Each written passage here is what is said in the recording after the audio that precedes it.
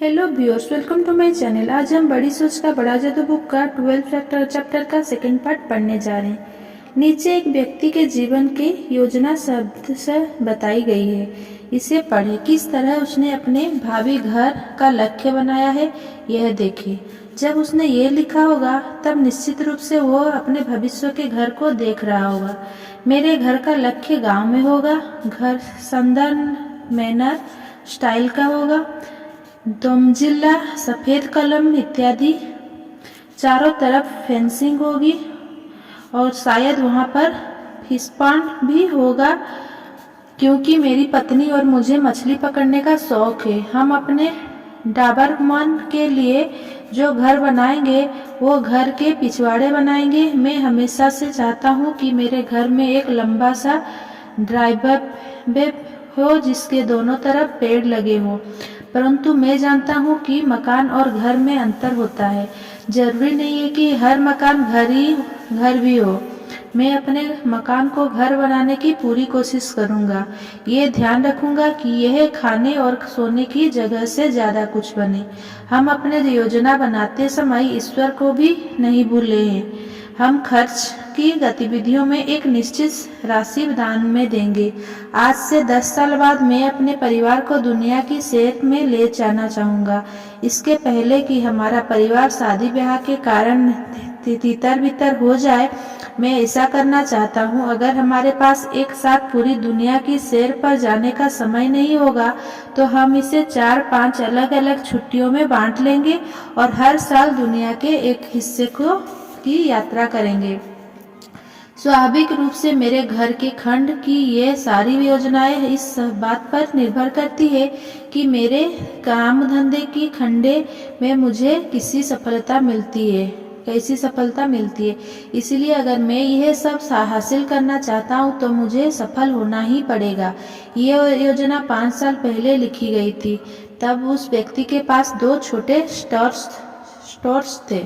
आज वो 5 स्टोर्स का मालिक है और उसने देहात में 17 एकड़ जमीन भी खरीद ली है, जहाँ वो अपना घर बनाने जा रहा है।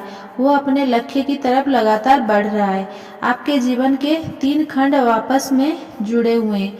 हर एक की सफलता किसी न किसी हद तक दूसरे पर निर्भर करती है, परंतु जो खंड बाकी सभी खंडों पर सबसे ज्यादा प्रभाव डालता है वो है आपका काम धंधे वाला खंड। हजारों साल पहले जिस गुफा मानव का घरेलू जीवन सबसे सुखद होता था और जिसे सर्वाधिक सामाजिक सम्मान मिलता था, वो शिकारी के रूप में सबसे सफल हुआ करता था। सामान्य तौर पर यही बात आज भी सही है। हम अपने परिवार को जो जीवन स्तर देते हैं और हमें जो सामाजिक सम्मान मिलता है वो काफी हद तक काम धंधे के खंड में हमारी सफलता के कारण मिलता है। कुछ समय पहले मैकिन्सी फाउंडेशन फॉर मैनेजमेंट रिसर्च ने व्यापक सर्वेक्षण करवाया ताकि यह जाना जा सके कि एग्जीक्यूटिव बनने के लिए सबसे ज्यादा जरूरी गुण कौन सा है। बिजनेस, सरकार, विज्ञान और धर्म के लीडर्स से सवाल पूछे गए। हर बार अलग अलग तरीकों से इन शोधकर्ताओं को एक ही जवाब मिला। एग्जीक्यूटिव की सबसे महत्वपूर्ण योग्यता उसकी आगे बढ़ने की प्रबल इच्छा होती है। जॉन बनामेकर की सलाह याद रखें, कोई व्यक्ति जब तक अपने काम में अपने आप को झोंक नहीं देता तब तक वो महान काम नहीं कर पाता। अगर इसका सही दोहन किया जाए तो प्रबल इच्छा में अंततः शक्ति है। इच्छा का अनुसरण करने की असफलता वह न करना जो आप करना चाहते हैं। औसत दर्जे की जिंदगी या असफलता का रास्ता है।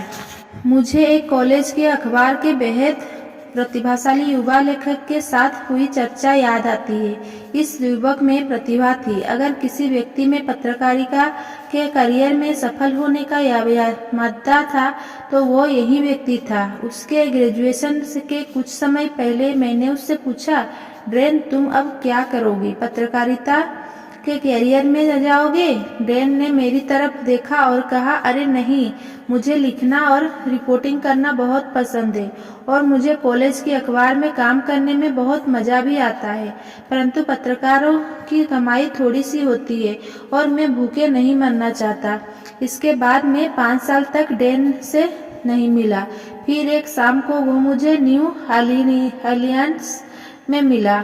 डैन किसी इलेक्ट्रॉनिक्स कंपनी में असिस्टेंट पर्सनल डायरेक्टर के रूप में काम कर रहा था और उसने मुझे जल्दी ही बता दिया कि वो अपने काम से संतुष्ट नहीं है। मेरी तनख्वाह तो अच्छी है, मेरी कंपनी भी अच्छी है और यहाँ जहाँ तक जॉब सिक्योरिटी का सवाल है वो मेरे पास है, परंतु इस काम में मेरा दिल नहीं लगता।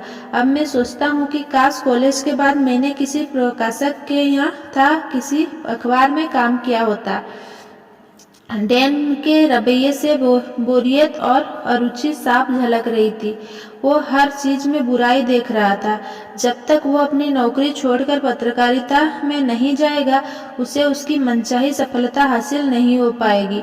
सफलता में पूरे मन से प्रयास की जरूरत होती है और आप किसी काम में पूरा मन तभी लगा सकते हैं जब आप उसे पसंद करते हो।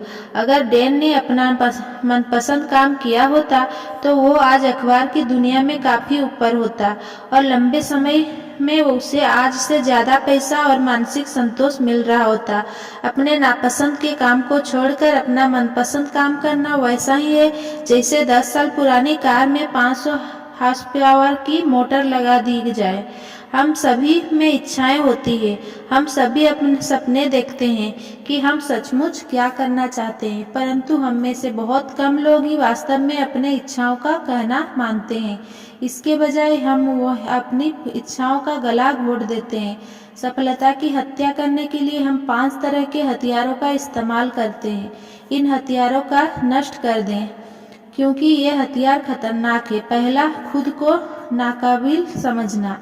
अपने दर्जनों लोगों को यह कहते सुना होगा, मैं डॉक्टर या एग्जीक्यूटिव या कमर्शियल असिस्टेंट या बिजनेसमैन बनना चाहता हूँ, परंतु मैं ऐसा नहीं कर सकता। मुझ में इतनी प्रतिभा नहीं है। अगर मैंने कोशिश की तो मैं सफल नहीं हो पाऊंगा। मेरे पास शिक्षा और या अनुभव की कमी है।